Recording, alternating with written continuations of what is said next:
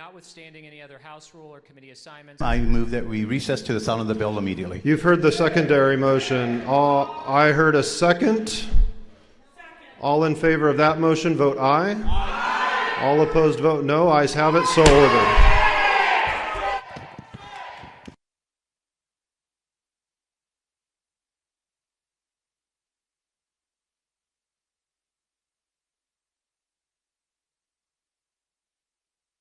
Shame on you! Shame on you! Shame on you! Shame on you! Hold the vote! Hold the vote! Hold the vote! Hold the vote! Hold the vote! Hold the vote! Hold the vote! Hold the vote! We're in a real moment right now.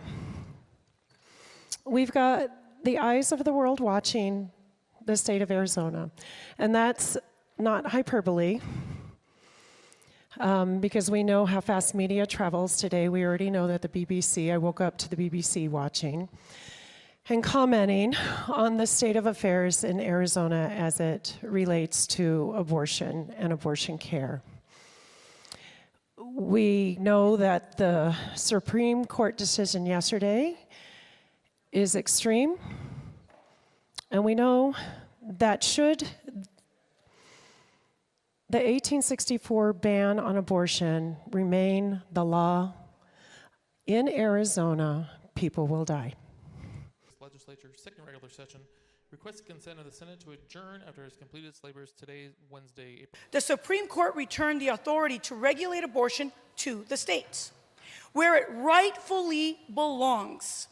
The Arizona Supreme Court's 47-page ruling was released just yesterday, and 24 hours later, chants from the floor of shame, shame, at us simply because we do not want to repeal the pre-Roe law without first having a conversation about it.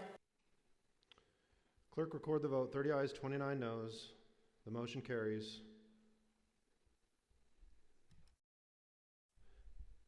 The House will stand adjourned until 10 a.m. Wednesday, April 17th, 2024.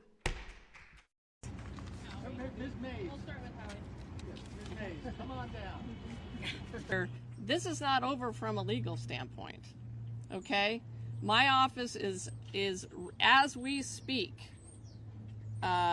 discussing what our next steps are, whether that is appealing this decision to the United States Supreme Court, whether that is taking the opportunity that it would appear the court gave me in taking this decision and the constitutional questions that remain back down to the Superior Court.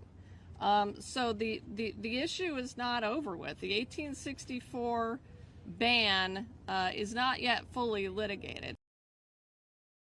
But when the Supreme Court upholds what is clearly an unconstitutional ban on abortion, and when there are still lingering and remaining legal issues to work our way through, no, I'm not going to allow any county attorney to prosecute abortion, and nor am I.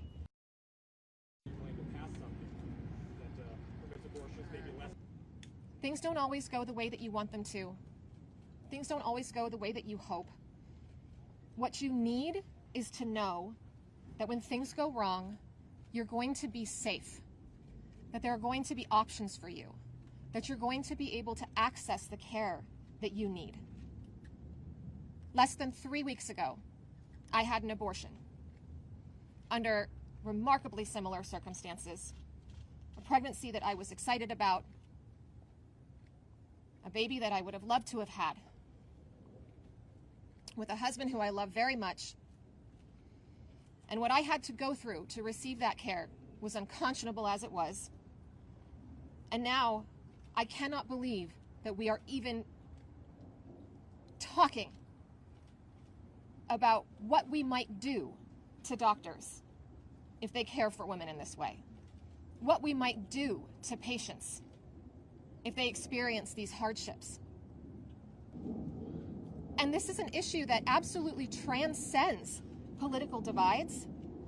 Democrats, Republicans, independents, and people of all political parties utilize abortion care.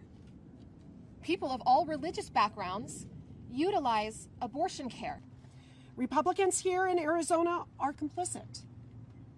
They are complicit in this ban and in a nationwide attempt to ban access to the range of reproductive health care from contraception to abortion to IVF. They don't plan to stop until our rights are gone. Ms. Mays. We'll start with Howie. Ms. Mays, come on down. Today's ban criminalizes me from providing essential health care to these patients until their life is at risk. And that at risk is not something that I really get to decide myself. It should be something that a patient decides. How sick does anyone have to be to receive health care?